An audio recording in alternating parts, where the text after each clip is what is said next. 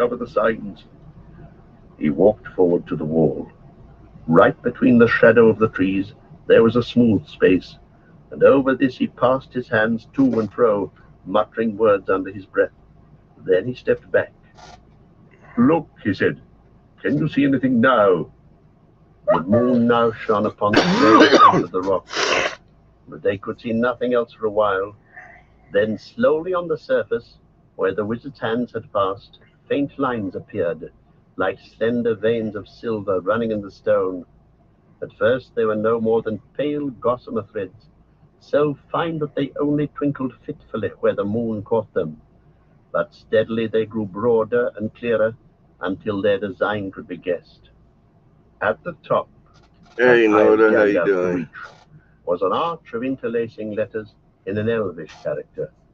Below, though the threads were in places blurred or broken, how's your evening going? Outline could be seen of an anvil and a hammer surmounted by a crown with 7 stars. Beneath these again were 2 trees, each bearing crescent moons. More clearly than all else, there shone forth in the middle of the door a single star with many rays. "There are the emblems of Durin," cried Gimli. "And there is the tree of the High Elves," said Legolas. "And the star of the house of Feanor," said Gandalf. "They are wrought of Ithildan that mirrors only starlight and moonlight, and sleeps until it is touched by one who speaks words now long forgotten in Middle-earth. It is long since I heard them, and I thought deeply before I could recall them to my mind." "What does the writing say?" asked Frodo, who was trying to decipher the inscription on the arch. "I thought I knew the elf letters, but I can't read these." "The words are in the elven tongue of the west of Middle-earth in the elder days," answered Gandalf. "But they do not say anything of importance to us. They say only, 'The doors of Durin, Lord of Moria. Speak, friend, and enter.' And underneath, small and faint, is written, 'I, Narvi, made them. Celebrimbor of Hollin drew these signs.'" "What does it mean by 'speak, friend, and enter'?" asked Merry. "That is plain enough," said Gimli. "If you are a friend, speak the password, and the doors will open, and you can enter." "Yes," said Gandalf. "These doors are probably governed by words. Some dwarf gates will open only at special times, or for particular persons, and some have locks and keys that are still needed when all necessary times and words are known. These doors have no key. In the days of Durin, they were not secret. They usually stood open, and door wards sat here. But if they were shut, any who knew the opening word could speak it and pass in. At least, so it is recorded, is it not, Gimli?" "It is," said the dwarf. "But what the word was is not remembered. Narvi and his craft and all his kindred have vanished from the earth." "But do not you know the word, Gandalf?" asked Boromir in surprise. "No," said the wizard. The others looked dismayed. Only Aragorn, who knew Gandalf well, remained silent and unmoved. "Then what was the use of bringing us to this accursed spot?" cried Boromir, glancing back with a shudder at the dark water. "You told us that you had passed through the mines. How could that be, if you did not know how to enter?" "The answer to your first question, Boromir," said the wizard, "is that I do not know the word yet, but we shall soon see. And," he added, with a glint in his eyes under their bristling brows, "you may ask what is the use of my deeds when they are proved useless. As for your other question, do you doubt my tale, or have you no wits left? I did not enter this way. I came from the east. If you wish to know, I will tell you that these doors open outwards. From the inside you may thrust them open with your hands. From the outside nothing will move them save the spell of command. They cannot be forced inwards." "What are you going to do then?" asked Pippin, undaunted by the wizard's bristling brows. "Knock on the doors with your head, Peregrine Took," said Gandalf. "But if that does not shatter them, and I am allowed a little peace from foolish questions, I will seek for the opening words. I once knew every spell in all the tongues of elves or men or orcs that was ever used for such a purpose. I can still remember 10 score of them without searching in my mind, but only a few trials, I think, would be needed, and I shall not have to call on Gimli for words of the secret dwarf tongue that they teach to none. The opening words were elvish, like the writing on the arch. That seems certain. He stepped up to the rock again, and lightly touched with his staff the silver star in the middle beneath the sign of the anvil. Anon ethelen edro hiamen, fenas nogothrem lasto bethlamen, he said in a commanding voice. The silver lines faded, but the blank grey stone did not stir. Many times he repeated these words in different order, or varied them. Then he tried other spells, one after another, speaking now faster and louder, now soft and slow. Then he spoke many single words of elvish speech. Nothing happened. The cliff towered into the night. The countless stars were kindled, the wind blew cold, and the doors stood fast. Again Gandalf approached the wall, and lifting up his arms, he spoke in tones of command and rising wrath. Edro, Edro, he cried, and struck the rock with his staff. Open, open, he shouted, and followed it with the same command in every language that had ever been spoken in the west of Middle-earth. Then he threw his staff on the ground and sat down in silence. At that moment from far off the wind bore to their listening ears the howling of wolves. Bill the pony started in fear, and Sam sprang to his side and whispered softly to him. Do not let him run away, said Boromir. It seems that we shall need him still, if the wolves do not find us. How I hate this foul pool. He stooped, and picking up a large stone, he cast it far into the dark water. The stone vanished with a soft slap, but at the same instant there was a swish and a bubble. Great rippling rings formed on the surface out beyond where the stone had fallen, and they moved slowly towards the foot of the cliff. Why did you do that, Boromir? Said Frodo.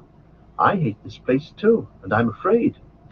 I don't know of what, not of wolves, or the dark behind the doors, but of something else. I'm afraid of the pool. Don't disturb it. I wish we could get away, said Merry. Why doesn't Gandalf do something quick? Said Pippin. Gandalf took no notice of them. He sat with his head bowed, either in despair or in anxious thought. The mournful howling of the wolves was heard again. The ripples on the water grew and came closer. Some were already lapping on the shore. 1 second, everyone. With a suddenness that startled them all, the wizard sprang to his feet. He was laughing. I have it, he cried. Of course, of course. Absurdly simple, like most riddles when you see the answer. Picking up his staff, he stood before the rock and said in a clear voice, Melon! The star shone out briefly and faded again. Then silently a great doorway was outlined, though not a crack or joint had been visible before. Slowly it divided in the middle and swung outwards inch by inch, until both doors lay back against the wall. Through the opening a shadowy stair could be seen climbing steeply up, but beyond the lower steps the darkness was deeper than the night. The company stared in wonder. I was wrong after all, said Gandalf, and Gimli too. Merry, of all people, was on the right track. The opening word was inscribed on the archway all the time. The translation should have been, say, friend, and enter. I had only to speak the elvish word for friend, and the doors opened. Quite simple. Too simple for a learned lore-master in these suspicious days. Those were happier times. Now let us go. He strode forward and set his foot on the lowest step. But at that moment several things happened. Frodo felt something seize him by the ankle, and he fell with a cry. Bill the pony gave a wild neigh of fear, and turned tail and dashed away along the lakeside into the darkness.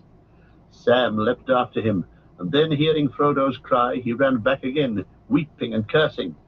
The others swung around, and saw the waters of the lake seething, as if a host of snakes were swimming up from the southern end. Out from the water a long, sinuous tentacle had crawled. It was pale green and luminous and wet. Its fingered end had hold of Frodo's foot, and was dragging him into the water. Sam, on his knees, was now slashing at it with a knife. The arm let go of Frodo, and Sam pulled him away, crying out for help. 20 other arms came rippling out. The dark water boiled, and there was a hideous stench. "Into the gateway! Up the stairs! Quick!" shouted Gandalf, leaping back, rousing them from the horror that seemed to have rooted all but Sam to the ground where they stood. He drove them forward. They were just in time. Sam and Frodo were only a few steps up, and Gandalf had just begun to climb, when the groping tentacles writhed across the narrow shore and fingered the cliff wall and the doors. One came wriggling over the threshold, glistening in the starlight. Gandalf turned and paused. If he was considering what word would close the gate again from within, there was no need. Many coiling arms seized the doors on either side, and with a horrible strength swung them round. With a shattering echo they slammed, and all light was lost. A noise of rending and crashing came dully through the ponderous stone. Sam, clinging to Frodo's arm, collapsed on a step in the black darkness. "Poor old Bill," he said in a choking voice. "Poor old Bill. Wolves and snakes, but the snakes were too much for him. I had to choose, Mr. Frodo. I had to come with you."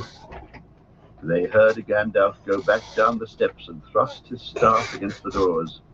There was a quiver in the stone, and the stairs trembled, but the doors did not open.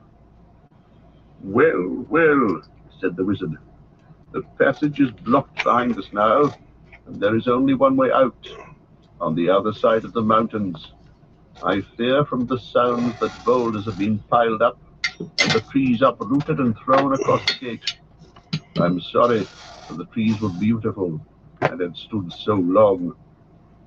"I felt something horrible was near from the moment that my foot first touched the water," said Frodo. "What was the thing, or were there many of them?"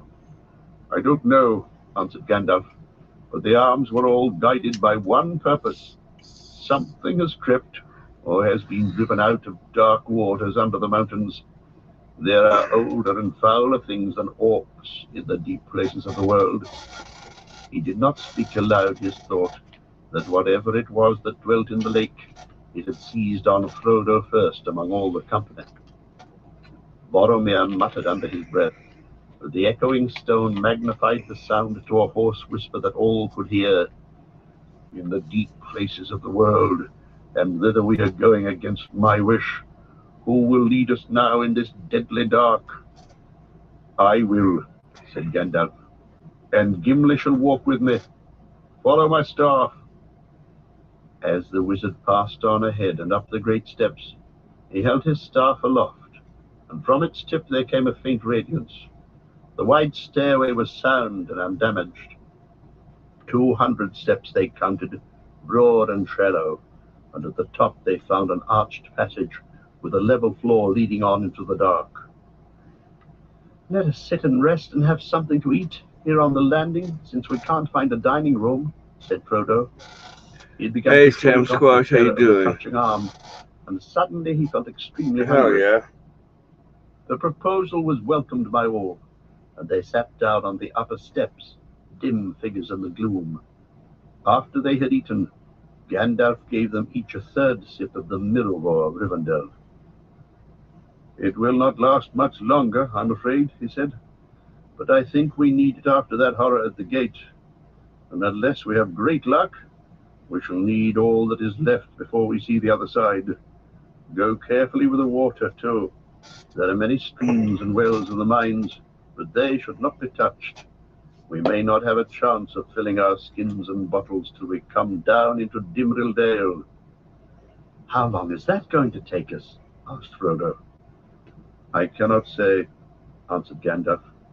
"It depends on many chances. But going straight, without mishap or losing our way, we shall take 3 or 4 marches, I expect. It cannot be less than 40 miles from West Door to East Gate in a direct line, and the road may wind much. After only a brief rest, they started on their way again. All were eager to get the journey over as quickly as possible, and were willing, tired as they were, to go on marching still for several hours. Gandalf walked in front as before. Trout's always good. In his left hand, Let's he do held a up his dab. glimmering staff, the light of which just showed the ground before his feet. In his right he held his sword, Glamdring. Behind him came Gimli, his eyes glinting in the dim light as he turned his head from side to side. Behind the dwarf walked Frodo, and he had drawn the short sword, Sting.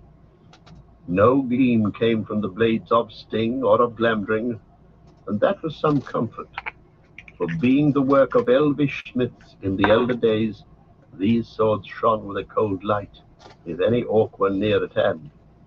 Behind Frodo went Sam, and after him Legolas, and the young hobbits, and Boromir. In the dark at the rear, grim and silent, walked Aragorn. The passage twisted round a few turns, and then began to descend. It went steadily down for a long while before it became level once again. The air grew hot and stifling, but it was not foul, and at times they felt currents of cooler air upon their faces, issuing from half-guessed openings in the walls. There were many of these. In the pale ray of the wizard's staff, Frodo caught glimpses of stairs and arches, and of other passages and tunnels sloping up, or running steeply down, or opening blankly dark on either side. It was bewildering beyond hope of remembering. Gimli aided Gandalf very little, except by his stout courage. At least he was not, as were most of the others, troubled by the mere darkness in itself. Often the wizard consulted him at points where the choice of way was doubtful, but it was always Gandalf who had the final word. The mines of Moria were vast and intricate beyond the imagination of Gimli, Gloin's son, dwarf of the mountain race though he was. To Gandalf the far-off memories of a journey long before were now of little help. But even in the gloom, and despite all windings of the road, he knew whither he wished to go, and he did not falter as long as there was a path that led towards his goal. "Don't be afraid," said Aragorn. There was a pause longer than usual, and Gandalf and Gimli were whispering together. The others were crowded behind, waiting anxiously. "Don't be afraid. I've been with him on many a journey, if never on one so dark, and there are tales of Rivendell of greater deeds of his than any that I have seen. He will not go astray, if there is any path to find. He has led us in here against our fears, but he'll lead us out again, at whatever cost to himself. He's surer of finding the way home in a blind night Hell than yeah, the Sam of Queen Squash. Baruthiel. Just having smoke definitely helps when you don't catch shit. They had such a guide. I've definitely been there. They had no fuel nor any means of making torches. In the desperate scramble at the doors, many things had been left behind, but without any light they would soon have come to grief. There were not only many roads to choose from, there were also in many places holes and pitfalls, and dark wells beside the path in which their passing feet echoed. There were fissures and chasms in the walls and floors, and every now and then a crack would open right before their feet. The widest was more than 7 feet across, and it was long before Pippin could summon enough courage to leap over the dreadful gap. The noise of churning water came up from far below, as if some great mill wheel was turning in the depths. "Rope," muttered Sam. "I knew I'd want it if I hadn't got it." As these dangers became more frequent, their march became slower. Already they seemed to have been tramping on, endlessly to the mountain's roots. They were more than weary, and yet there seemed no comfort in the thought of halting anywhere. Frodo's spirits had risen for a while after his escape, and after food and a draught of the cordial, But now a deep uneasiness, growing to dread, crept over him again. Though he had been healed in Rivendell of the knife stroke, that grim wound had not been lost. His senses were sharper and more aware of things that could not be seen. One sign of change that he soon had noticed was that he could see more in the dark than any of his companions, save perhaps Gandalf, and he was in any case the bearer of the ring. It hung upon its chain against his breast, and at whiles it seemed a heavy weight. He felt the certainty of evil ahead and of evil following, but he said nothing. He gripped tighter on the hilt of his sword and went on doggedly. The company behind him spoke seldom, and then only in hurried whispers. There was no sound but the sound of their own feet. The dull stamp of Gimli's dwarf boots, the heavy tread of Boromir, the light step of the soft, twice heard patter of hobbit feet, and in the rear the slow footfalls of Aragorn with his long stride. When they halted for a moment, they heard nothing at all, unless it were occasionally a faint trickle and a drip of unseen water. Yet Frodo began to hear, to imagine that he heard something else, like the faint fall of soft bare feet. It was never loud enough or near enough for him to feel certain that he heard it, but once it had started, it never stopped while the company was moving. But it was not an echo. When they halted, it pattered on for a little while all by itself, and then grew still. It was after nightfall when they had entered the mines. They'd been going for several hours with only brief halts, when Gandalf came to his first serious check. Before him stood a wide, dark arch opening into 3 passages, all led in the same general direction, eastwards. But the left-hand passage plunged down, while the right-hand climbed up, and the middle way seemed to run on, smooth and level but very narrow. "I have no memory of this place," said Gandalf, standing uncertainly under the arch. He held up his staff in the hope of finding some marks or inscription that might help his choice, but nothing of the kind was to be seen. "I'm too weary to decide," he said, shaking his head, "and I expect that you are all as weary as I am, or wearier. We'd better halt here for what is left of the night. You know what I mean. In here it's ever dark, but outside the late moon is riding westward, and the middle night has passed." "Poor old Bill," said Sam. "I wonder where he is. I hope those wolves haven't got him yet." To the left of the great arch they found a stone door.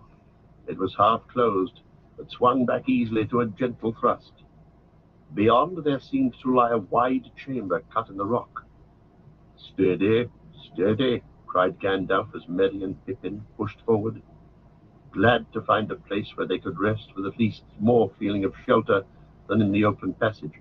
"Steady. You do not know what is inside yet. I'll go first." He went in cautiously, and the others filed behind. "There," he said, pointing with his staff to the middle of the floor. Before his feet they saw a large round hole like the mouth of a well. Broken and rusty chains lay at the edge and trailed down into the black pit. Fragments of stone lay near. "One of you might have fallen in and still be wondering when you were going to strike the bottom," said Aragorn to Merry. "Let the guide go first while you have one." "This seems to have been a guard room made for the watching of the 3 passages," said Gimli. "That hole was plainly a well for the guard's use, covered with a stone lid, but the lid is broken, and we must all take care in the dark." Pippin felt curiously attracted by the well. While the others were unrolling blankets and making beds against the walls of the chamber, as far as possible from the hole in the floor, he crept to the edge and peered over. A chill air seemed to strike his face, rising from invisible depths.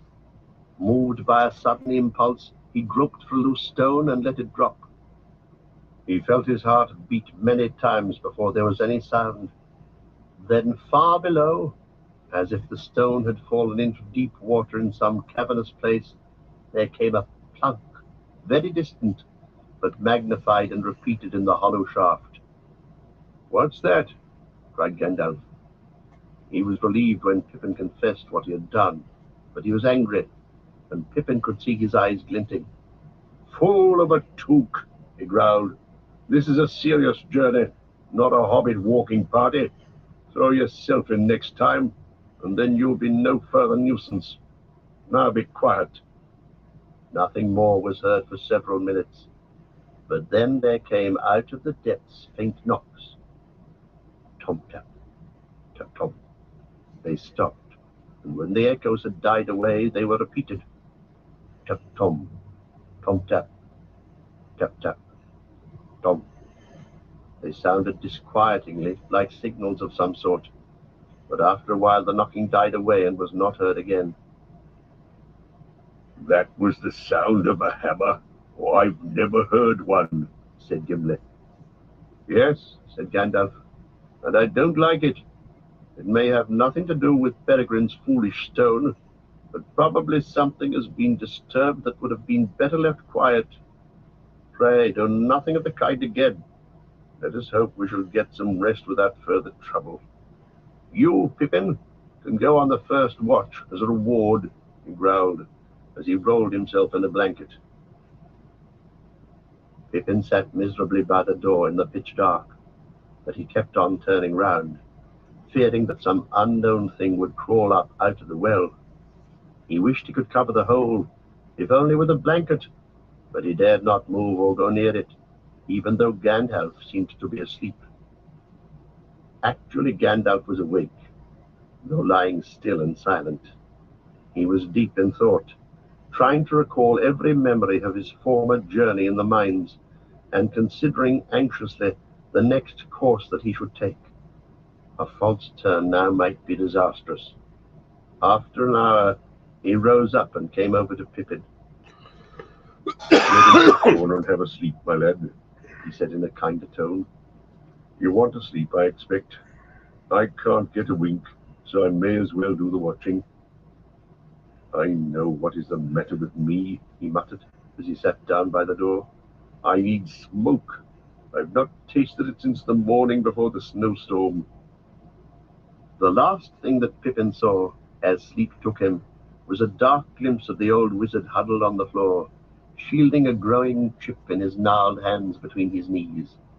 The flicker for a moment showed his sharp nose and the puff of smoke. It was Gandalf who roused them all from sleep. He had sat and watched all alone for about 6 hours, and had let the others rest. "And in the watches I've made up my mind," he said.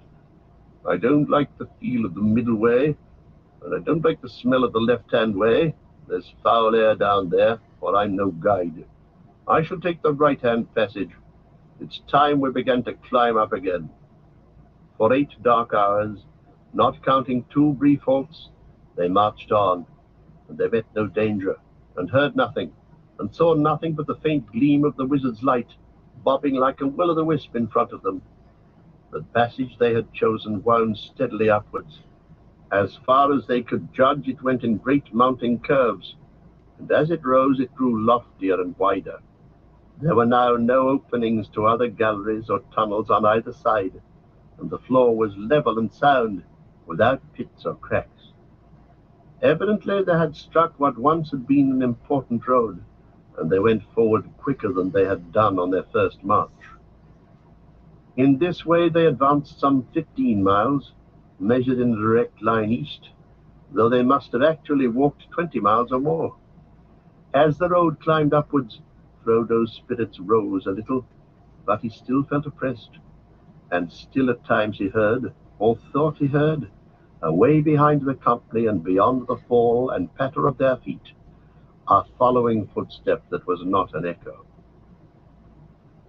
They had marched as far as the hobbits could endure without a rest, and all were thinking of a place where they could sleep, when suddenly the walls to right and left vanished. They seemed to have passed through some arched doorway into a black and empty space.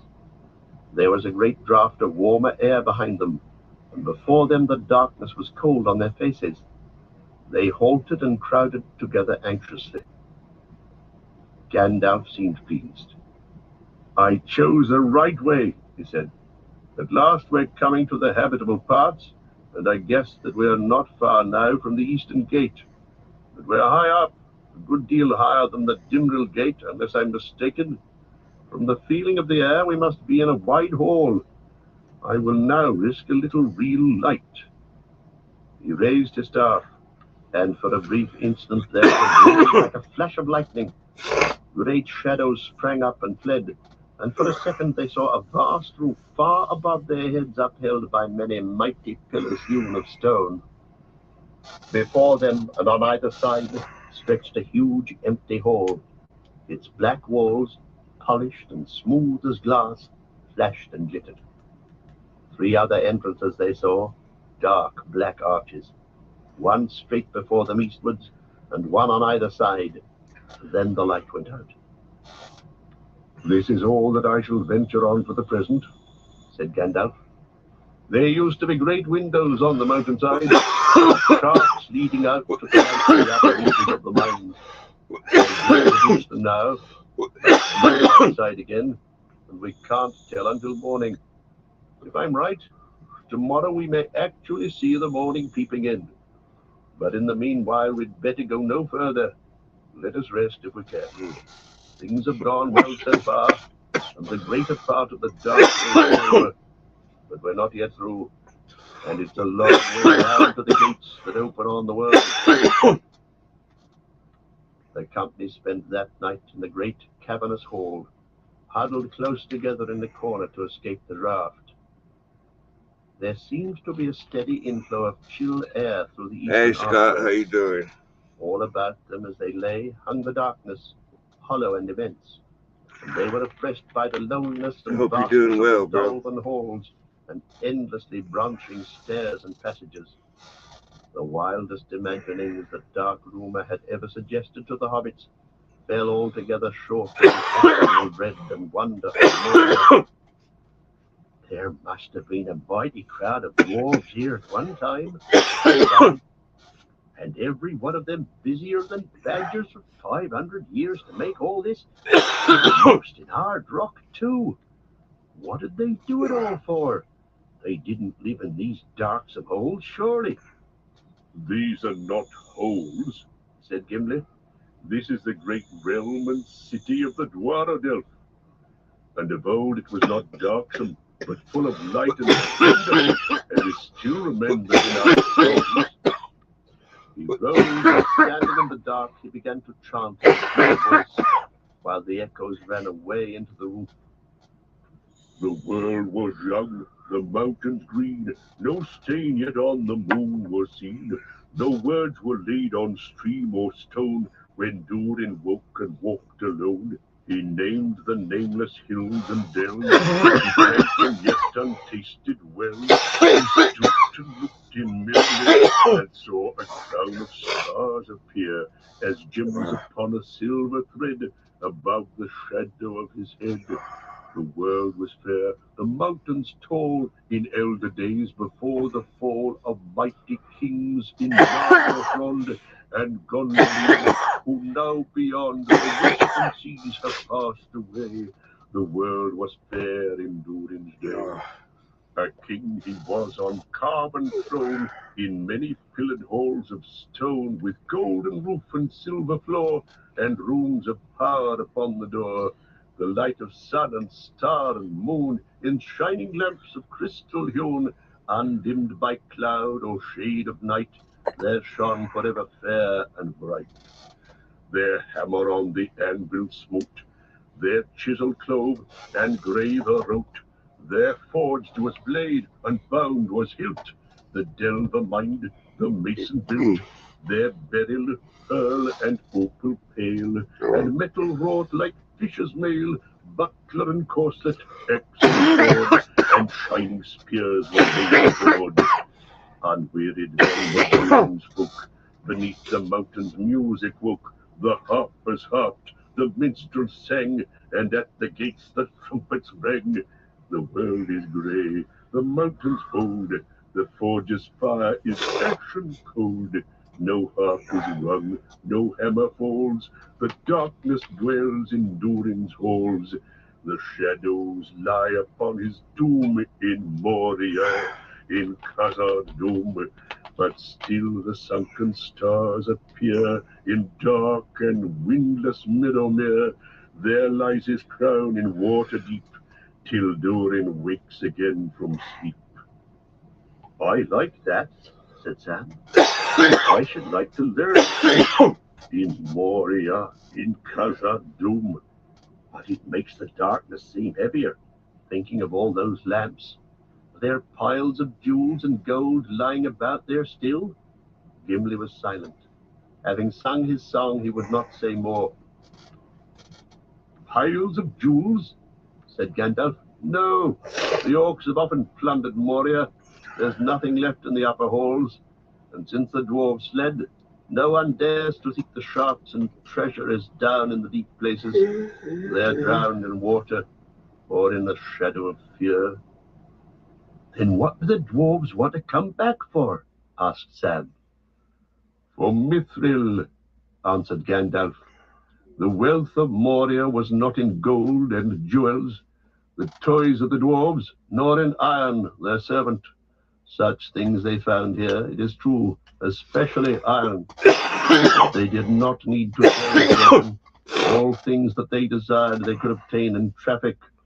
For here alone in the world was found Moria silver, or true silver, as some have called it.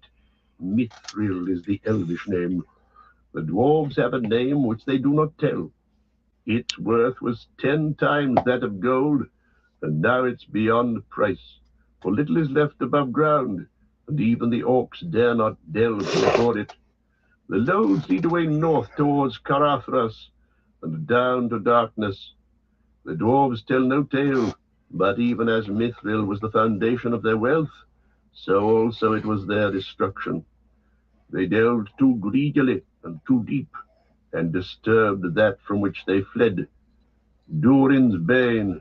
Of what they brought to light, the orcs have gathered nearly all, and given it in tribute to Sauron, who covets it. Mithril. All folk desired it. It could be beaten like copper and polished like glass, and the dwarves could make of it a metal light and yet harder than tempered steel. Its beauty was like to that of common silver, but the beauty of Mithril did not tarnish or grow dim. The elves dearly loved it, and among many uses they made of it Ithildin, Star Moon, which you saw upon the doors. Bilbo had a corset of Mithril Thorin gave him. What has become of it? Gathering dust still in Mickle-delving Matham House, I suppose. What? Cried Gimli, startled out of his silence. A corselet of Moria silver? That was a kingly gift. Yes, said Gandalf. I never told him, but its worth was greater than the value of the whole Shire and everything in it. Frodo said nothing, but he put his hand under his tunic and touched the rings of his mail shirt. He felt staggered to think that he had been walking about with the price of the Shire under his jacket. Had Bilbo known? He felt no doubt that Bilbo knew quite well. It was indeed a kingly gift. But now his thoughts had been carried away from the dark mines to Rivendell, to Bilbo, and to Bag End in the days while Bilbo was still there. He wished with all his heart that he was back there, and in those days, mowing the lawn, or pottering among the flowers, and that he had never heard of Moria, or Mithril, or the ring. A deep silence fell. One by one the others fell asleep. Frodo was on guard. As if it were a breath that came in through unseen doors out of deep places, dread came over him. His hands were cold and his brow damp. He listened. All his mind was given to listening and nothing else for 2 slow hours. But he heard no sound, not even the imagined echo of a footfall. His watch was nearly over when, far off where he guessed that the western archway stood, he fancied that he could see 2 pale points of light, almost like luminous eyes. He started. His head had nodded. I must have nearly fallen asleep on guard, he thought. I was on the edge of a dream. He stood up and rubbed his eyes and remained standing, peering into the dark until he was relieved by Legolas. When he lay down, he quickly went to sleep, but it seemed to him that the dream went on. He heard whispers and saw the two pale points of light approaching slowly. He woke and found that the others were speaking softly near him, and that a dim light was falling on his face. High up above the eastern archway, through a shaft near the roof, came a long pale gleam, and across the hall through the northern arch, light also glimmered faint and distantly. Frodo sat up. "Good morning," said Gandalf. "For morning it is again at last. I was right, you see. We are high up on the east side of Moria. Before today is over, we ought to find the great gates and see the waters of Mirrormere lying in the Dimril Dale before us." "I shall be glad," said Gimli. "I've looked on Moria, and it's very great, but it has become dark and dreadful, and we have found no sign of my kindred. I doubt now that Balin ever came here." After they had breakfasted, Gandalf decided to go on again at once. "We're tired, but we shall rest better when we are outside," he said. "I think that none of us will wish to spend another night in Moria." "No, indeed," said Boromir. "Which way shall we take? Yonder eastward arch?" "Maybe," said Gandalf, "but I don't know yet exactly where we are. Unless I'm quite astray, I guess that we're above and to the north of the great gates, and it may not be easy to find the right road down to them. The eastern arch will probably prove to be the way that we must take, but before we make up our minds, we ought to look about us. Let us go towards the light in the north door. If we could find a window, it would help, but I fear that the light comes only down deep shafts." Following his lead, the company passed under the northern arch. They found themselves in a wide corridor. As they went along it, the glimmer grew stronger, and they saw that it came through a doorway on their right. It was high and flat-topped, and the stone door was still upon its hinges, standing half open. Beyond it was a large square chamber. It was dimly lit, but to their eyes, after so long a time in the dark, it seemed dazzlingly bright, and they blinked as they entered. Their feet disturbed a deep dust upon the floor, and stumbled among things lying in the doorway, whose shapes they could not at first make out. The chamber was lit by a wide shaft high in the further eastern wall. It slanted upwards, and, far above, a small square patch of blue sky could be seen. The light of the shaft fell directly on a table in the middle of the room, a single oblong block, about 2 feet high, upon which was laid a great slab of white stone. "It looks like a tomb," muttered Frodo, and bent forwards with a curious sense of foreboding to look more closely at it. Gandalf came quickly to his side. On the slab, runes were deeply graven. "These are Daeron's runes, such as were used of old in Moria," said Gandalf. "Here is written in the tongues of men and dwarves, Balin, son of Fundin, Lord of Moria." "He is dead, then," said Frodo. "I feared it was so."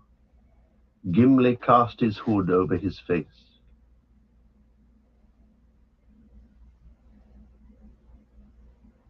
Chapter 5. The Bridge of Khazad-dûm. The company of the Ring stood silent beside the tomb of Balin. Frodo thought of Bilbo and his long friendship with the dwarf, and of Balin's visit to the Shire long ago. In that dusty chamber in the mountains, it seemed 1,000 years ago, and on the other side of the world. At length they stirred and looked up, and began to search for anything that would give them tidings of Balin's fate, or show what had become of his folk. There was another smaller door on the other side of the chamber, under the shaft. By both the doors they could now see that many bones were lying, and among them were broken swords and axe heads, and cloven shields and helms.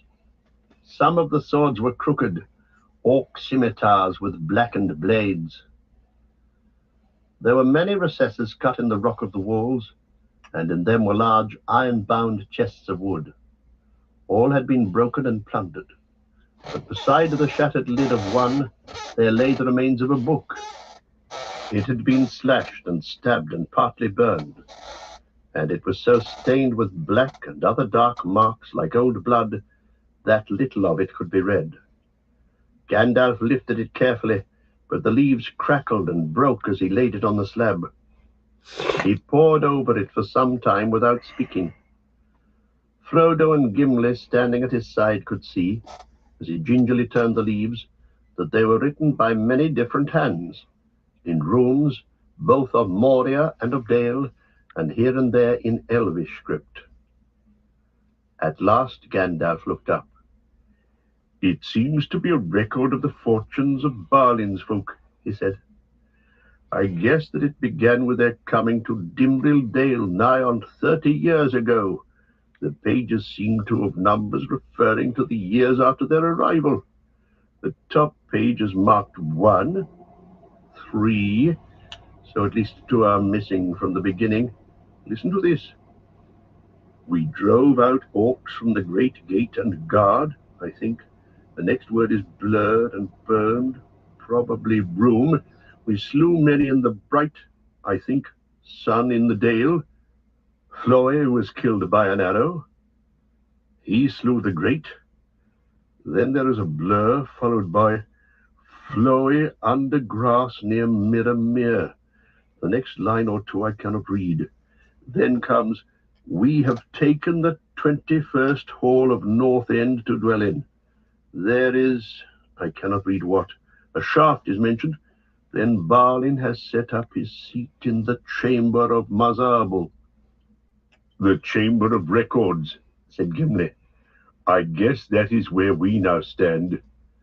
Well, I can read no more for a long way, said Gandalf, except the word gold and Durin's axe and something helm. Then Balin is now Lord of Moria. That seems to end a chapter. After some stars, another hand begins, and I can see we found true silver, and later the word well forged, and then something, I have it, mithril, and the last 2 lines, owing to seek for the upper armories of Third Deep, something go westwards, a blur, to Hollin Gate. Gandalf paused and set a few leaves aside. There are several pages of the same sort, rather hastily written and much damaged, he said, but I can make little of them in this light. Now there must be a number of leaves missing, because they begin to be numbered 5, the 5th year of the colony, I suppose. Let me see. No, they're too cut and stained. I can't read them. We might do better in the sunlight. Wait, here's something. 1 second, A I'll be large, right back. bold hand, using an Elvish script. That would be Ori's hand, said Gimli, looking over the wizard's arm. He could write well and speedily, and often use the Elvish characters. I fear he had ill tidings to record in the fair hand, said Gandalf. The first clear word is sorrow, but the rest of the line is lost, unless it ends in estre. Yes, it must be yester, followed by day, being the 10th of November. Balin, Lord of Moria, fell in Dimril Dale. He went alone to look in Miramir. An orc shot him from behind a stone. We slew the orc, but many more, up from east up the Silver Lode.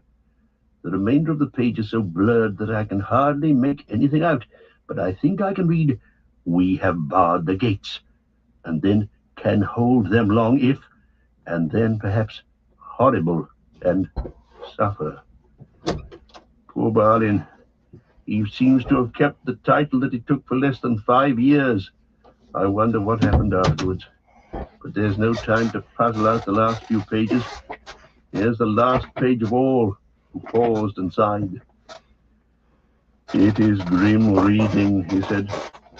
I fear the end was cruel. Listen, we cannot get out. We cannot get out. They have taken the bridge on second hall. Fra and Loney and Gnarly fell there. Then there are 4 lines smeared so that I can only read went 5 days ago. The last line runs, the pool is up to the wall at Westgate. The watcher in the water took Owen. We cannot get out. The end comes, and then drums. Drums in the deep. I wonder what that means. The last thing written is in a trailing scroll of elf letters. They are coming. There is nothing more. Gandalf paused and got a stood bowl in loaded silent too. thought. A sudden dread and a horror of the chamber fell on the company. We cannot get out, muttered Gimli. It was well for us that the pool had sunk a little, and that the watcher was sleeping down at the southern end. Gandalf raised his head and looked round. They seem to have made a last stand by both doors, he said, but there were not many left by that time. So ended the attempt to retake Moria. It was valiant but foolish. The time is not yet come. Now, I fear, we must say farewell to Balin, son of Fundin. He must lie in the halls of his fathers. We will take this book, the Book of Mazarbel, and look at it more closely later. You had better keep it, Gimli, and take it back to Dan if you get a chance. It will interest him, though it will grieve him deeply. Come, let us go. The morning is passing. Which way shall we go? Asked Boromir. Back to the hall, answered Gandalf.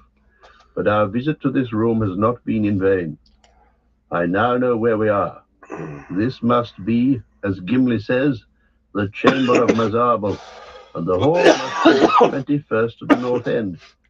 Therefore we should leave by the eastern arch of the hall, and bear back and go downwards. The 21st hall should be on the 7th level, that is 6 above the level of the gates. Come now, back to the hall. Gandalf had hardly spoken these words when there came a great noise, a rolling boom that seemed to come from depths far below and to tremble in the stone at their feet. They sprang towards the door in alarm. Doom, doom, it rolled again, as if huge hands were turning the very caverns of Moria into a vast drum. Then there came an echoing blast. A great horn was blown in the hall, and answering horns and harsh cries were heard further off. There was a hurrying sound of many feet. "They are coming!" cried Legolas. "We cannot get out," said Gimli. "Trapped," cried Gandalf. "Why did I delay? Here we are, caught, just as they were before. But I was not here then. We will see what." Doom, doom, came the drum beat, and the walls shook. "Slam the doors and wedge them," shouted Aragorn, "and keep your packs on as long as you can. We may get a chance to cut our way out yet." Up? You gonna flay it, or you gonna cook it whole? "We must not get shut in. Keep the east door ajar. We will go that way if we get a chance." Another harsh horn call and shrill cries rang out. Feet were coming down the corridor. There was a ring and clatter as the company drew their swords. Glamdring shone with a pale light, and Sting glinted at the edges. Boromir set his shoulder against the western door. "Wait a moment. Do not close it yet," said Gandalf. He sprang forward to Boromir's side and drew himself up to his full height. "Who comes hither to disturb the rest of Balin, Lord of Moria?" he cried in a loud voice. There was a rush of hoarse laughter, like the fall of sliding stones into a pit.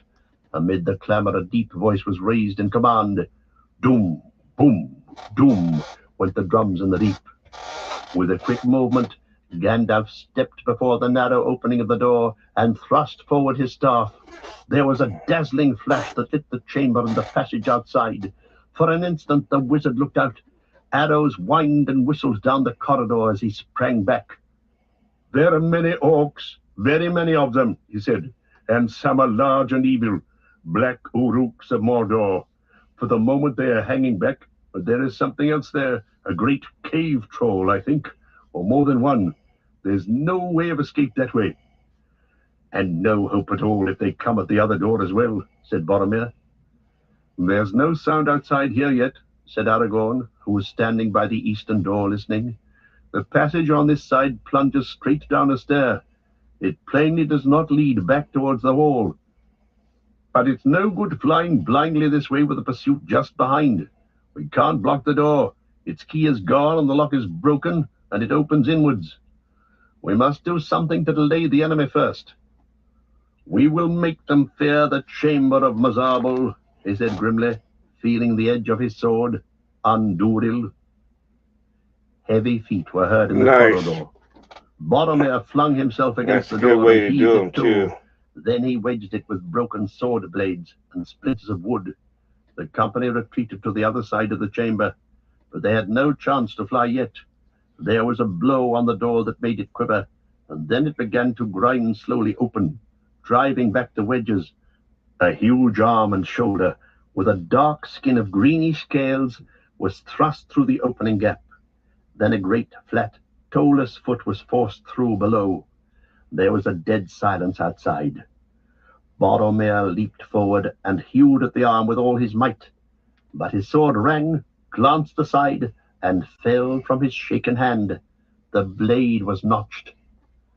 Suddenly, and to his own surprise, Frodo felt a hot wrath blaze up in his heart. "The Shire!" he cried, and springing beside Boromir, he stooped and stabbed with sting at the Hidge's foot. There was a bellow, and the foot jerked back, nearly wrenching sting from Frodo's arms. I know the chops we get when we and smoked on the floor. Boromir hurled himself against the door and slammed it again. We get a pretty good size there about like that, cried Aragorn. The hobbit's bite is deep. You have a good blade, Frodo, son of Drogo.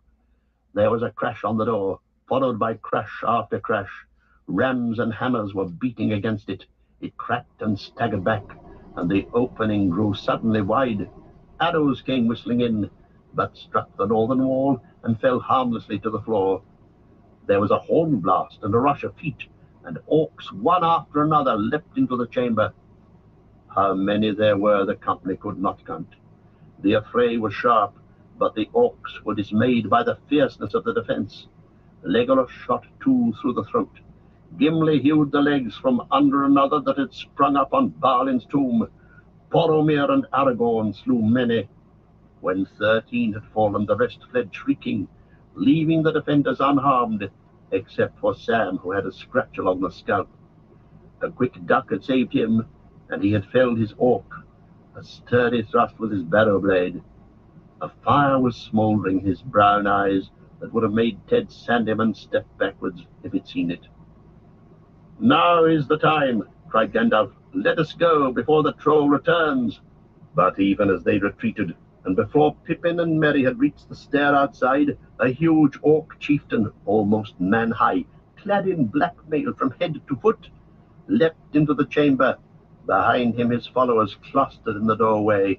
His broad, flat face was swart. His eyes were like coals, and his tongue was red. He wielded a great spear. With a thrust of his huge hide shield, he turned Boromir's sword and bore him backwards, throwing him to the ground. Diving under Aragorn's blow with the speed of a striking snake, he charged into the company and thrust with his spear straight at Frodo. The blow caught him on the right side, and Frodo was hurled against the wall and pinned. Sam, with a cry, hacked at the spear shaft, and it broke. And even as the orc flung down the truncheon and swept out his scimitar, Andúril came down upon his helm. There was a flash like flame, and the helm burst asunder. The orc fell with cloven head. His followers fled howling as Boromir and Aragorn sprang at them. Doom, doom, with the drums in the deep. The great voice rolled out again. "Now!" shouted Gandalf. "Now is the last chance. Run for it!" Aragorn picked up Frodo where he lay by the wall and made for the stair, pushing Merry and Pippin in front of him. The others followed, but Gimli had to be dragged away by Legolas. In spite of the peril, he lingered by Balin's tomb with his head bowed. Boromir hauled the eastern door to, grinding upon its hinges. It had great iron rings on either side, but could not be fastened. I'm all right, gasped Frodo. I can walk. Put me down. Aragorn nearly dropped him in amazement. I thought you were dead, he cried. Not yet, said Gandalf. But there is time for wonder. Off you go, all of you, down the stairs. Wait a few minutes for me at the bottom. If I don't come soon, go on. Go quickly and choose paths leading right and downwards. We can't leave you to hold the doors alone, said Aragorn. Do as I say, said Gandalf fiercely. Swords are no more use here. Go.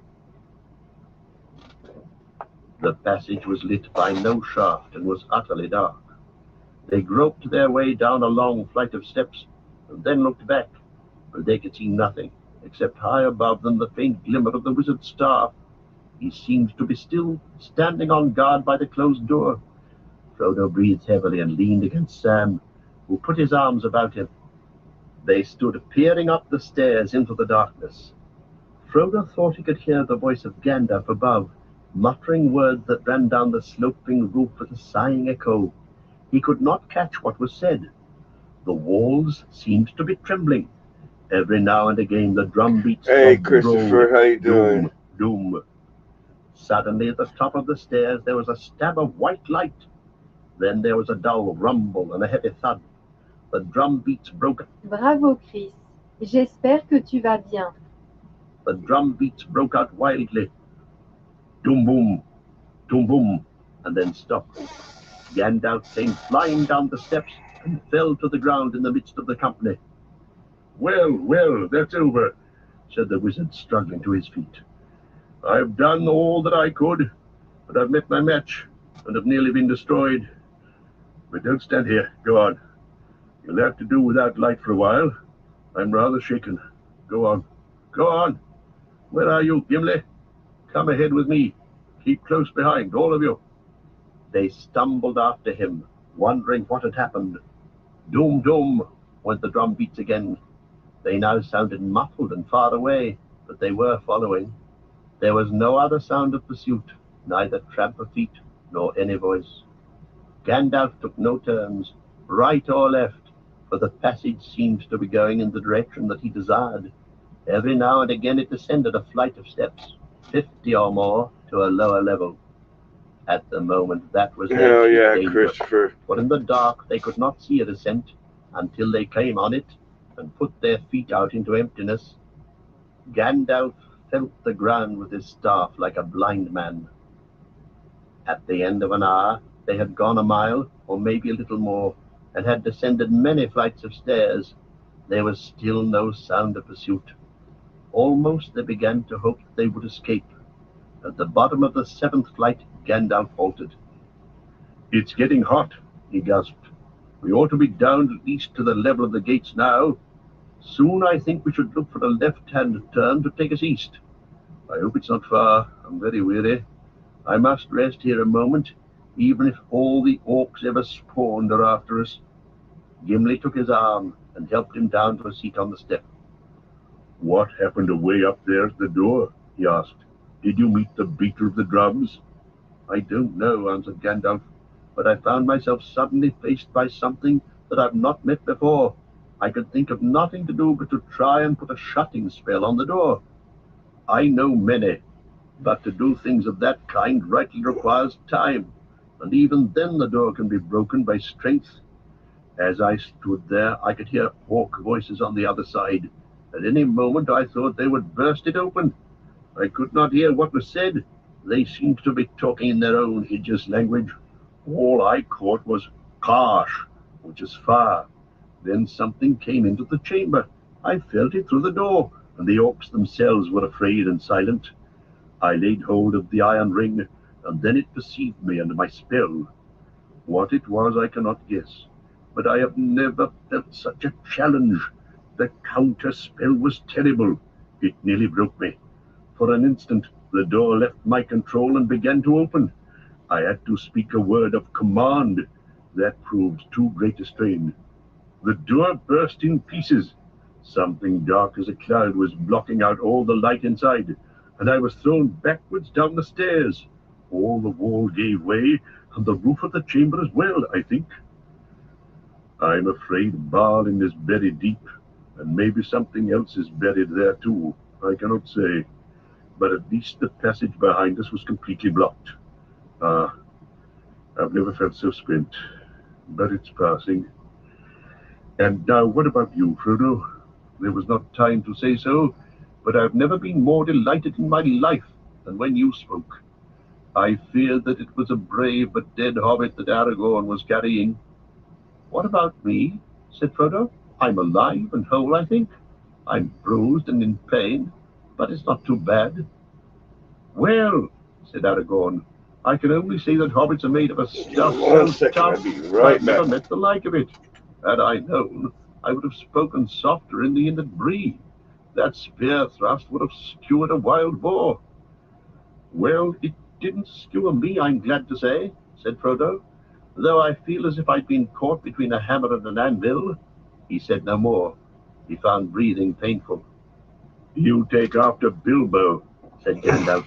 There's more about you than meets the eye, as I said of him long ago. Frodo wondered if the remark meant more than it said. They now went on again. Before long, Gimli spoke. He had keen eyes in the dark. I think, he said, that there is a light ahead, but it's not daylight. It's red. What can it be? Gosh, muttered Gandalf. I wonder if that is what they meant, that the lower levels are on fire. Still, we can only go on. Soon the light became unmistakable and could be seen by all. It was flickering and glowing on the walls away down the passage before them. They could now see their way. In front the road sloped down swiftly, and some way ahead there stood a low archway. Through it the glowing light came. The air became very hot. When they came to the arch, Gandalf went through, signing to them to wait. As he stood just beyond the opening, they saw his face lit by a red glow. Quickly he stepped back. There is some new devilry here, he said, devised for our welcome, no doubt. But I know now where we are. We have reached the first deep, the level immediately below the gates. This is the second hall of Old Moria, and the gates are near, away beyond the eastern end, on the left, not more than a quarter of a mile. Across the bridge, up a broad stair, along a wide road through the first hall and out. But come and look. They peered out. Before them was another cavernous hall. It was loftier and far longer than the one in which they had slept. They were near its eastern end. Westward it ran away into darkness. Down the center stalked a double line of towering pillars. They were carved like boles of mighty trees whose boughs upheld the roof with a branching tracery of stone. Their stems were smooth and black, but a red glow was darkly mirrored in their sides. Right across the floor, close to the feet of two huge pillars, a great fissure had opened. Out of it a fierce red light came, and now and again flames licked at the brink and curled about the bases of the columns. Wisps of dark smoke wavered in the hot air. If we had come by the main road down from the upper halls, we should have been trapped here, said Gandalf. Let us hope that the fire now lies between us and pursuit. Come, there's no time to lose. Even as he spoke, they heard again the pursuing drumbeat, doom, doom, doom. Away beyond the shadows at the western end of the hall there came cries and horn calls, doom, doom. The pillars seemed to tremble and the flames to quiver. Now for the last race, said Gandalf. If the sun is shining outside, we may still escape. After me. He turned left and sped across the smooth floor of the hall. The distance was greater than it had looked. As they ran, they heard the beat and echo of many hurrying feet behind. A shrill yell went up. They had been seen. There was a ring and a clash of steel. An arrow whistled over Frodo's head. Boromir laughed. They did not expect this, he said. The fire has cut them off. We're on the wrong side. Look ahead, called Gandalf. The bridge is near. It is dangerous and narrow. Suddenly Frodo saw before him a black chasm. At the end of the hall, the floor vanished and fell to an unknown depth. The outer door could only be reached by a slender bridge of stone, without curb or rail, that spanned the chasm with one curving spring of 50 feet. It was an ancient defense of the dwarves against any enemy that might capture the first hall and the outer passages. They could only pass across it in single file. At the brink, Gandalf halted, and the others came up in a pack behind.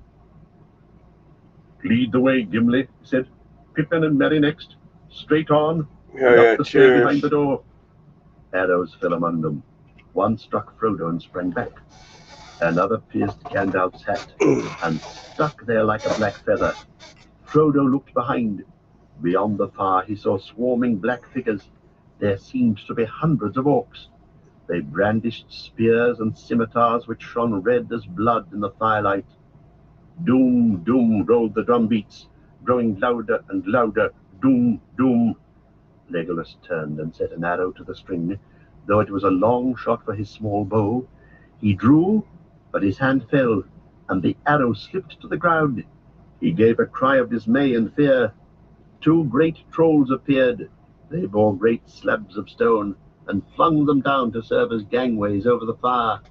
But it was not the trolls that had filled the elf with terror. The ranks of the orcs had opened, and they crowded away, as if they themselves were afraid.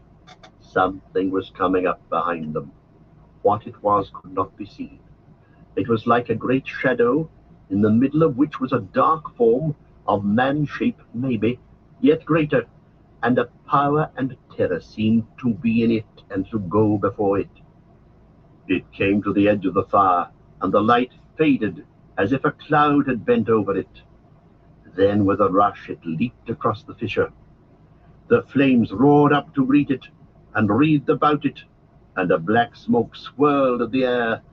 Its streaming mane kindled and blazed behind it. In its right hand was a blade like a stabbing tongue of fire. In its left it held a whip of many thongs. "Hi! Hi!" wailed Legolas. "A Balrog! A Balrog is come!" Gimli stared with wide eyes. "Durin's bane!" he cried, and letting his axe fall, he covered his face.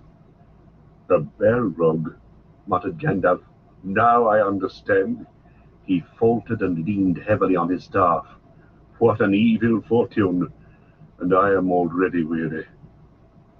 The dark figure streaming with fire raced towards them. The orcs yelled and poured over the stone gangways. Then Boromir raised his horn and blew.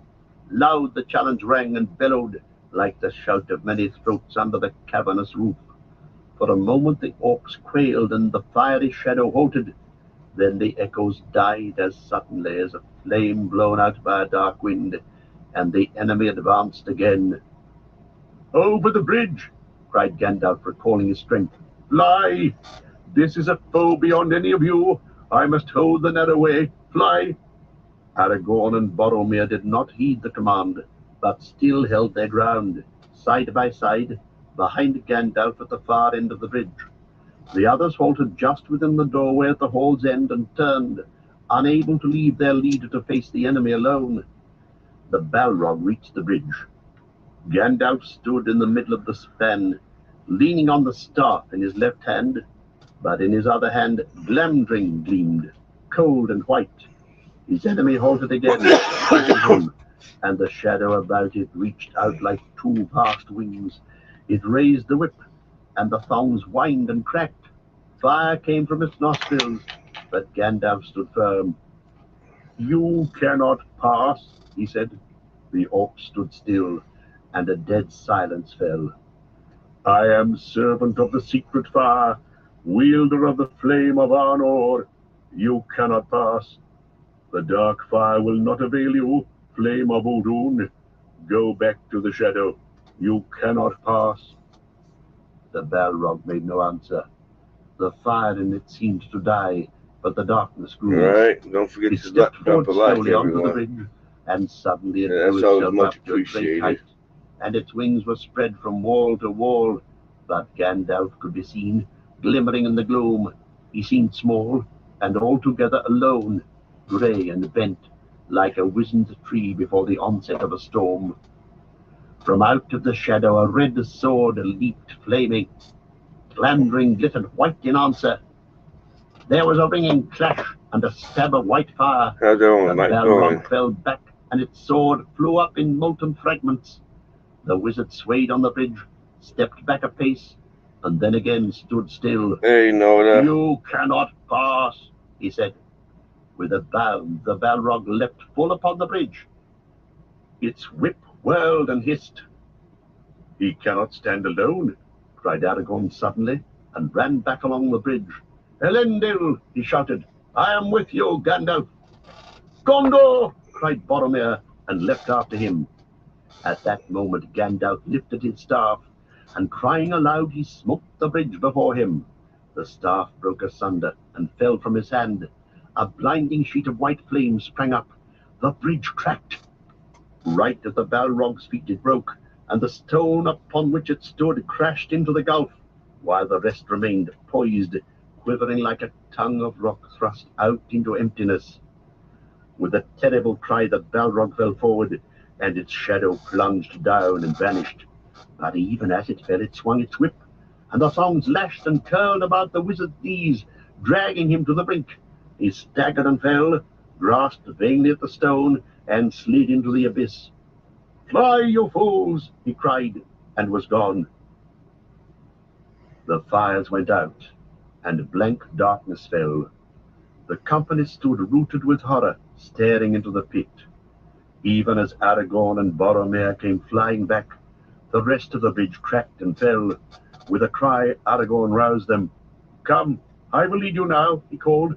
We must obey his last command. Follow me. They stumbled wildly up the great stairs beyond the door, Aragorn leading, Boromir at the rear. At the top was a wide, echoing passage. Along this they fled. Frodo heard Sam at his side weeping, and then he found that he himself was weeping as he ran. Doom, doom, doom, the drum beats rolled behind, mournful now and slow. Doom. They ran on. The light grew before them. Great shafts pierced the roof. They ran swifter. They passed into a hall, bright with daylight from its high windows in the east. They fled across it. Through its huge broken doors they passed, and suddenly before them the great gates opened, an arch of blazing light. There was a guard of orcs crouching in the shadows behind the great doorposts, towering on either side, but the gates were shattered and cast down. Aragorn smote to the ground the captain that stood in his path, and the rest fled in terror of his wrath. The company swept past them and took no heed of them. Out of the gates they ran, and sprang down the huge and age-worn steps, the threshold of Moria. Thus, at last, they came beyond hope under the sky and felt the wind on their faces. They did not halt until they were out of bowshot from the walls. Dimrill Dale lay about them. The shadow of the misty mountains lay upon it, but eastwards there was a golden light on the land. It was but 1 hour after noon. The sun was shining, the clouds were white and high. They looked back. Dark yawned the archway of the gates under the mountain's shadow. Faint and far beneath the earth rolled the slow drum beats. Doom. A thin black smoke trailed out. Nothing else was to be seen. The dale all around was empty. Doom. Grief at last wholly overcame them, and they wept long, some standing and silent, some cast upon the ground. Doom, doom. The drum beats faded. Chapter 6. Lothlorien. Alas, I fear we cannot stay here longer, said Aragorn. He looked towards the mountains and held up his sword. Farewell, Gandalf, he cried. Did I not say to you, if you pass the doors of Moria, beware? Alas, that I spoke true. What hope have we without you? He turned to the company. We must do without hope, he said. At least we may yet be avenged. Let us gird ourselves and weep no more. Come, we have a long road and much to do. They rose and looked about them. Northward the dale ran up into a glen of shadows between 2 great arms of the mountains, above which 3 white peaks were shining. Celebdil, Thanwythal, Carathras, the mountains of Moria.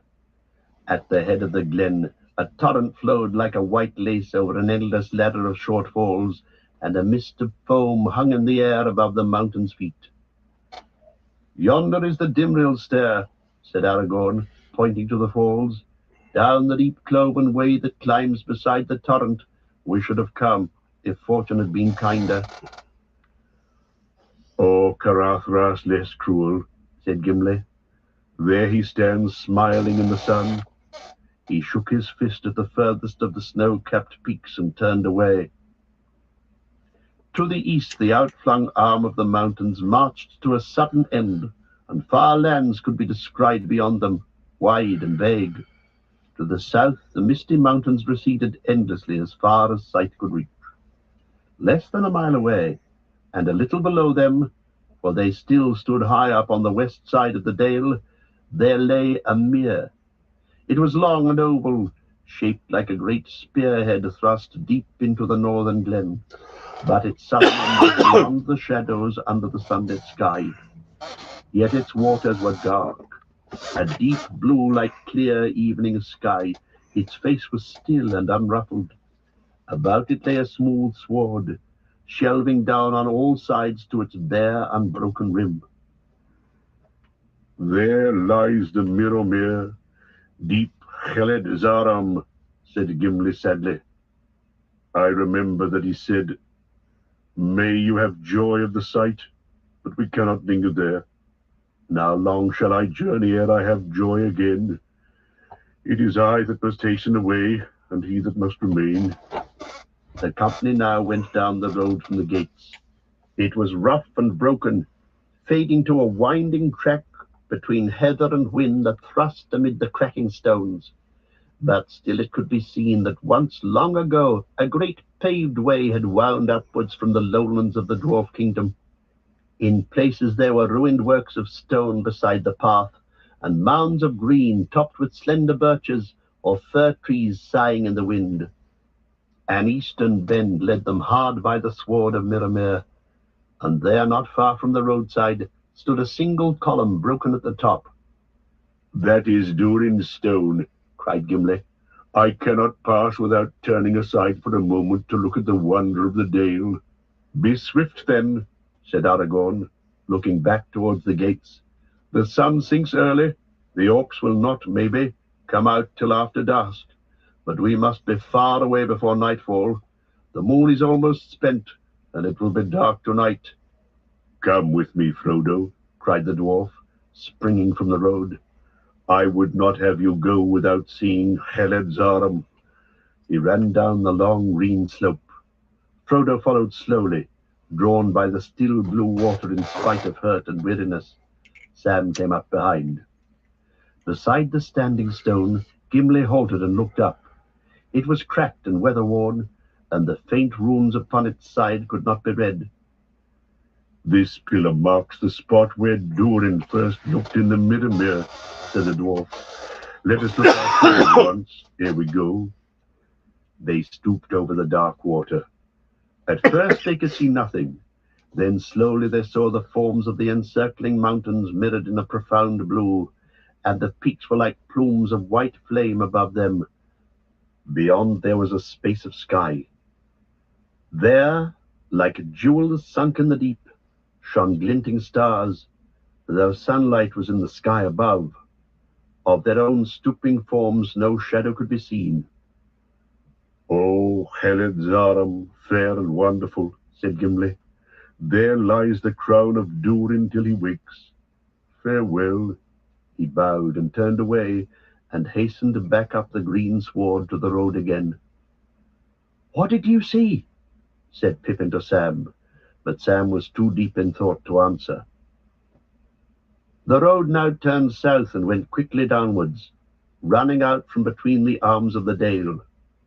Some way below the mere, they came on a deep well of water, clear as crystal, from which a freshet fell over a stone lip and ran glistening and gurgling down a steep rocky channel.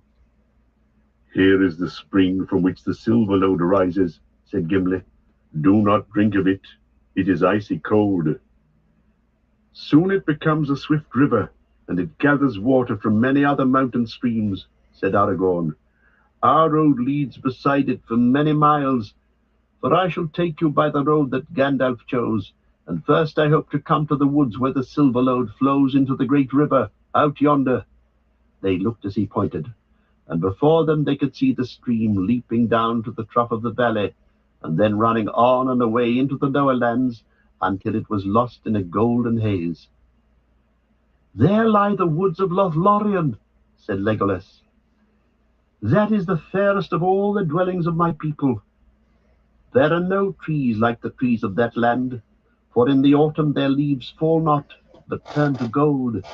Not till the spring comes and the new green opens do they fall, and then the boughs are laden with yellow flowers, and the floor of the wood is golden, and golden is the roof, and its pillars are of silver, for the bark of the trees is smooth and grey.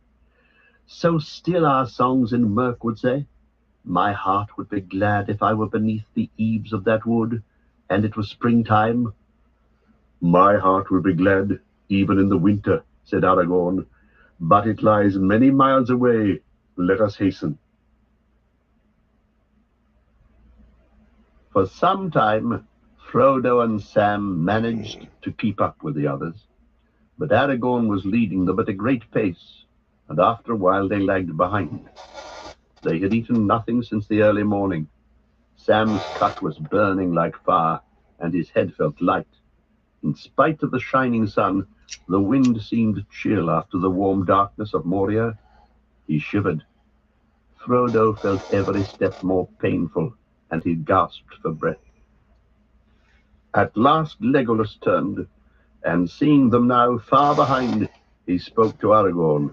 The others halted, and Aragorn ran back, calling to Boromir to come with him. I'm sorry, Frodo, he cried, full of concern. So much has happened this day, and we have such need of haste that I've forgotten that you were hurt, and Sam too. You should have spoken. We've done nothing to ease you, as we ought, though all the orcs of Moria were after us. Come now. A little further on, there is a place where we can rest for a little. There I will do what I can for you. Come, Boromir, we'll carry them. Soon afterwards, they came upon another stream that ran down from the west. How you doing? And joined its bubbling water with a hurrying also Silver playing. Lode. Together they plunged over a fall of green-hued stone and foamed down into a dell. About it stood fir playing trees, a Mortal Kombat game, and its sides were steep and clothed with hart's tongue and shrubs of whortleberry. At the bottom there was a level space, through which the stream flowed noisily over shining pebbles. Here they rested. It was now nearly 3 hours after noon, and they had come only a few miles from the gates. Already the sun was westering. While Gimli and the two younger hobbits kindled a fire of brushwood and fir, and drew water, Aragorn tended Sam and Frodo.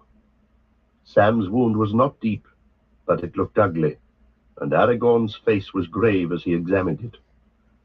After a moment he looked up with relief. Good luck, Sam, he said. Many have received worse than this in payment for the slaying of their first orc. The cut is not poisoned, as the wounds of orc blades too often are. It should heal well when I've tended it. Bathe it when Gimli has heated water. He opened his pouch and drew out some withered leaves. They are dry, and some of their virtue has gone, he said. But here I have still some of the leaves of Arthurlus that I gathered near Weathertop. Crush one in the water, and wash the wound clean, and I will bind it. Now it's your turn, Frodo. I'm all right, said Frodo, reluctant to have his garments touched. All I needed was some food and a little rest. No, said Aragorn. We must have a look and see what the hammer and the anvil have done to you. I still marvel that you are alive at all. Gently he stripped off Frodo's old jacket and worn tunic, and gave a gasp of wonder. Then he laughed. The silver corselet shimmered before his eyes like the light upon a rippling sea. Carefully he took it off and held it up, and the gems on it glittered like stars, and the sound of the shaken rings was like the tinkle of rain in a pool. "Look, my friends," he called. "Here's a pretty hobbit skin to wrap an elven princeling in. If it were known that hobbits had such hides, all the hunters of Middle-earth would be riding to the Shire. And all the arrows of all the hunters in the world would be in vain," said Gimli, gazing at the mail in wonder. "It's a mithril, mithril. I've never seen or heard tell of one so fair. Is this the cup that Gandalf spoke of? Then he undervalued it, but it was well given." "I've often wondered what you and Bilbo were doing so close in his little room," said Merry. "Bless the old hobbit. I love him more than ever.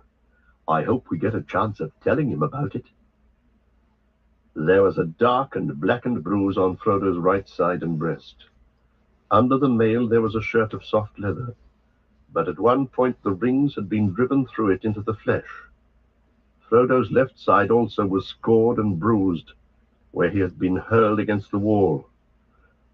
While the others set the food ready, Aragorn bathed the hurts with water in which Arthalas was steeped.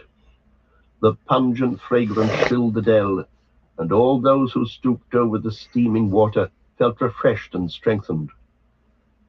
Soon Frodo felt the pain leave him, and his breath grew easy, though he was stiff and sore to the touch for many days. Aragorn bound some soft pads of cloth at his side. "The mail is marvelously light," he said. "Put it on again, if you can bear it. My heart is glad to know that you have such a coat. Do not lay it aside, even in sleep, unless fortune brings away your sacred, and that will seldom chance for your stars." When it had eaten, the company got ready to go on. They put out the fire and hid all traces of it. Then, climbing out of the dell, That they wax took on to the top of road that again. bowl, definitely. They had not gone far before the sun sank If he behind comes the out and westward gets you. heights, and great shadows crept down the mountainsides. Dusk veiled their feet, and mist rose in the hollows. Away in the east, the evening light lay pale upon the dim lands of distant plain and wood. Sam and Frodo, now feeling eased and greatly refreshed, were able to go at a fair pace, and with only one Aragorn led the company on for nearly 3 more How's hours. everyone's night going today? It was Or dark. daytime, depending where Deep y'all night had at. fallen. There were many clear stars, but the fast waning moon would not be seen till late. Gimli and Frodo were at the rear, walking softly and not speaking, listening for any sound upon the road behind. At length, Gimli broke the silence. "Not a sound but the wind," he said. "There are no goblins near, or my ears are made of wood. It's to be hoped that the orcs will be content with driving us from Moria. And maybe that was all their purpose, and they had nothing else to do with us, with the ring. Though orcs will often pursue foes for many leagues into the plain if they have a fallen captain to avenge." Frodo didn't answer. He looked at Sting, and the blade was dull. Yet he had heard something, or thought he had. As soon as the shadows had fallen about them and the road behind was dim, he had heard again the quick patter of feet. Even now he heard it. He turned swiftly. There were 2 tiny gleams of light behind, or for a moment he thought he saw them, but at once they slipped aside and vanished. "What is it?" said the dwarf. "I don't know," answered Frodo. "I thought I heard feet, and I thought I saw a light, like eyes. I have thought so often since we first entered Moria." Gimli halted and stooped to the ground. "I hear nothing but the night speech of plant and stone," he said. "Come, let us hurry. The others are out of sight." The night wind blew chill up the It valley. wasn't too bad. Before I stayed them, inside. a wide grey shadow loomed, and they heard an endless rustle of leaves I don't like like the poplars whole in the breeze. fireworks part of it. Lothlorien, cried Legolas. That Lothlorien, I don't like we big have crowds come of to people. the eaves of the Golden Wood. Alas that it is winter. But I did Under blow the my night, thumb the off on trees 4th stood of July, tall so before them, that might arched have over the something road to in do a with stream it. that ran suddenly beneath their spreading boughs. In the dim light of the stars, their stems were grey, and their quivering leaves a hint of fallow gold. Lothlorien, said Aragorn, glad I am to hear again the wind in the trees. We are still little more than 5 leagues from the gates, but we can go no further. Here let us hope that the virtue of the elves will keep us tonight from the peril that comes behind. If elves indeed still dwell here in the darkening world, I pretty much stay inside. We didn't really do much. It's long since any of my own folk journeyed hither back to the land whence we wandered in ages long ago, said Legolas. But we hear that Lorien is not yet deserted, for there is a secret power here that holds evil from the land. Because here they do have its folk are seldom seen, and maybe what they you dwell call a now fireworks deep in the show, woods and far from the northern border. We never go Indeed, to it just deep because in the wood they dwell, said Aragorn. How many people's there? It's like real crowded. Fend for ourselves tonight. Crowded enough to where we will go forward a short way until the trees are all about us, and then we will turn people aside actually from the start path showing and up seek a about place 5 to rest o'clock in the morning He to get a forward, spot. But Boromir stood irresolute and did not follow. And they stay there. Is there no other way? All day. He said. What other fairer way would you desire? And it gets really crowded because you all people just camped out there. Through a hedge of swords, not camped out there, but having their spots set up there. Has this company been led, and so far there's a lot of people fortune. to do that. Against my will, and then you have all the vendors and everything else that they're having for the day. And now we must enter the really crowded. Woods, you say? But of that perilous land we have heard in Gondor, and it is said that few come out once again, and of that few, none have escaped unscathed. Say not unscathed, but if you say unchanged, then maybe you will speak the truth, said Aragorn. But law wanes in Gondor, Boromir, if in the city of those who once were wise, they now speak evil of Lothlorien. Believe what you will, there is no other way for us, unless you would go back to Moria Gate, or scale the pathless mountains, or swim the great river all alone. Then lead on, said Boromir, but it is perilous. Perilous indeed, said Aragorn. Fair and perilous, but only evil need fear it, or those who bring some evil with them. Follow me. They had gone little more than a mile into the forest when they came upon another stream flowing down swiftly from the tree-clad slopes that climbed back westward toward the mountains. They heard it splashing over a fall away among the shadows on their right. Its dark, hurrying waters ran across the path before them and joined the Silverlode in a swirl of dim pools among the roots of trees. Here is Nimrodel, said Legolas. Of this stream the Sylvan elves made many songs long ago, and still we sing them in the north, remembering the rainbow on its falls and the golden flowers that floated in its foam. All is dark now, and the bridge of Nimrodel is broken down. I will bathe my feet, for it is said that the water is healing to the weary. He went forward and climbed down the deep cloven bank and stepped into the stream. Follow me, he cried. Hey, OG, the water is not deep. Let what are us you doing wade up across. this late? On the further bank we can rest, and the sound of the falling water may bring us sleep and forgetfulness of grief. One by one they climbed down and followed Legolas. For a moment Frodo stood near the brink and let the water flow over his tired feet. Unless it's early morning was cold, for you, but its touch was clean. And as he went on and it mounted to his knees, he felt look that at the that stain stars. of travel Nice. and all weariness was washed That's from his always limbs. good to do. Especially when you have all a the company hammock. Had crossed, You just they kick back sat in and hammock, rested and ate a little food. check out the stars, and have Legolas one rolled told up. them tales of Lothlorien that the elves of Mirkwood Then you still might kept have to in be their careful hearts of sunlight and starlight on the end up meadows just by the great river before after the you're done with world that was joint, grey. just sitting there, just passing out. At length the silence fell, and they heard the music of the waterfall running sweetly in the shadows.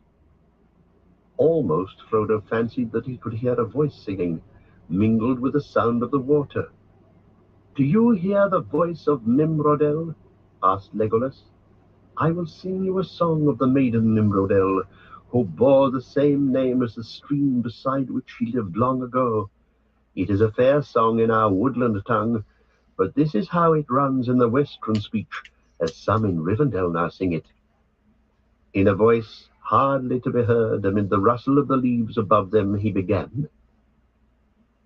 Oh An shit, hell elven yeah. maid there was of old, That would be a cool to shining see. star by day. Her mantle white was hemmed with gold, her shoes of silver grey. A star was bound upon her brows, a light was on her hair, as sun upon the golden boughs in Lorien the fair. Her hair was long, her limbs were white, and fair she was and free, and in the wind she went as light as leaf of linden Right, tree. busy out there. Beside the falls of Nimrodel, by water clear and cool, her voice was falling silver fell into the shining pool. Where now she wanders none can tell, in sunlight or in shade, for lost of yore was Nimrodel, and in the mountains strayed. The elven ship in haven grey, beneath the mountain lee, awaited her for many a day beside the roaring sea. A wind by night in northern lands arose, and loud it cried, and drove the ship from elven strands across the streaming tide. When dawn came dim, the land was lost, the mountains 70 silver times grey. 900. I Beyond have to use the a calculator for heaving some shit waves like that. tossed their plumes of blinding spray. Or 70 by Amroth 900. beheld the fading shore, now low beyond the swell, and cursed the faithless ship that bore him far from Nimrodel. Of old he was an elven king, a lord of tree and glen, where golden were the boughs in spring in fair Lothlorien. From helm to sea they saw him leap as Roach Reed arrow from definitely the does the string, job on and dive into for some the nighttime smoke. water deep as mew upon the wing. The wind was in his flowing hair, the foam about him shone. Afar they saw him strong and fair, go riding like a swan. But from the west has come no word, and on the hither shore no tidings elven folk have heard of Amroth evermore. The voice of Legolas faltered, and the song ceased. "I cannot sing any more," he said. "That is but a part, for I have forgotten much. It is long and sad, for it tells how sorrow came upon Lothlorien. Yes, is it? Lorien of the Blossom, when the dwarves awakened evil in the mountains." "But the dwarves did not make the evil," said Gimli. "I said not so, yet evil came," answered Legolas sadly. "Then many of the elves of Nimrodel's kindred left their dwellings and departed, and she was lost far in the south, in the passes of the White Mountains, many and she meteors. came not to the ship where Amroth, her lover, waited for her, but in the spring, when the wind is in the new leaves, the echo of her voice may still be heard by the falls that bear her name. And when the wind is in the south, the voice of Amroth comes up from the sea, for Nimrodel flows into Silverlode, that elves call Celebrant, and Celebrant into Anduin the Great, and Anduin flows into the bay of Belfalas, whence the elves of Lorien set sail. But neither Nimrodel nor Amroth ever came back." It is told that she had a house built in the branches of a tree that grew near the falls, for that was the custom of the elves of Lorien, to dwell in the trees, and maybe it is so still. Therefore they were called the Galathrim, the tree people. Deep in their forest the trees are very great. The people of the woods did not delve in the ground like dwarves, nor build strong places of stone before the shadow came. And even in these latter days, dwelling in the trees might be thought safer than sitting on the ground, said Gimli. He looked across the stream to the road that led back to Dimrill Dale, and then up into the roof of dark boughs above. Your words bring good counsel, Gimli, said Aragorn. We can't build a house, but tonight we'll do as the Galathrim and seek refuge in the treetops if we can. We have sat here beside the road already longer than was wise. The company now turned aside from the path and went into the shadow of the deeper woods, westward along the mountain stream away from Silverlode. Not far from the falls of Nimrodel, they found a cluster of trees, some of which overhung the stream. Their great trunks were of mighty girth, but their height could not be guessed. I will climb up, said Legolas. I'm at home among trees, by root or bough, though these trees are of a kind strange to me, save as a name in song. Melian they're called, and are those that bear the yellow blossom, but I have never climbed in one. I will see now what is their shape and way of growth. Whatever it may be, said Pippin, they will be marvellous trees indeed, if they can offer any rest at night, except a bed. I can't sleep on a perch. Then dig a hole in the ground, said Legolas, if that is more after the fashion of your kind, but you must dig swift and deep, if you wish to hide from orcs. He sprang lightly up from the ground, and caught a branch that grew from the trunk high above his head. But even as he swung there for a moment, a voice spoke suddenly from the tree shadows above him. Daro, it said in commanding tone, and Legolas dropped back to earth in surprise and fear. He shrank against the bole of the tree. Stand still, he whispered to the others. Do not move or speak. There was a sound of soft laughter over their heads, and then another clear voice spoke in an elven tongue. Frodo could understand little of what was said, for the speech that the sylvan folk east of the mountains used among themselves was unlike that of the west. Legolas looked up and answered in the same language. Who are they? And what do they say? Asked Merry. They're elves, said Sam. Can't you hear their voices? Yes, they are elves, said Legolas. And they say that you breathe so loud that they could shoot you in the dark. Sam hastily put his hand over his mouth. But they say also that you need have no fear. They have been aware of us for a long while. They heard my voice across the Nimrodel, and knew that I was one of their northern kindred, and therefore they did not hinder our crossing. And afterwards they heard my song. Now they bid me climb up with Frodo, for they seem to have had some tidings of him and of our journey. The others they asked to wait a little, and to keep watch at the foot of the tree, until they have decided what is to be done. Out of the shadows a ladder was let down. It was made of rope, silver grey and glimmering in the dark, and though it looked slender, it proved strong enough to bear many men. Legolas ran lightly up, and Frodo followed slowly. Behind came Sam, trying not to breathe loudly. The branches of the malorn tree grew out nearly straight from the trunk, and then swept upwards, for near the top the main stem divided into a crown of many boughs, and among these they found that there had been built a wooden platform, or flet, as such things were called in those days. The elves called it a tala. It was reached by a round hole in the center through which the ladder passed. Hell yeah. When Frodo came at last up onto the flet, he found Legolas seated with 3 other elves. They were clad in shadowy grey, and could not be seen among the tree stems unless they moved suddenly. They stood up, and one of them uncovered a small lamp that gave out a slender silver beam. He held it up, looking at Frodo's face and Sam's. Then he shut off the light again and spoke words of welcome in his elven tongue. Frodo spoke haltingly in return. "Welcome," the elf then said again in the common language, speaking slowly. "We seldom use any tongue but our own." All right, everyone, I'm gonna call into this live for tonight.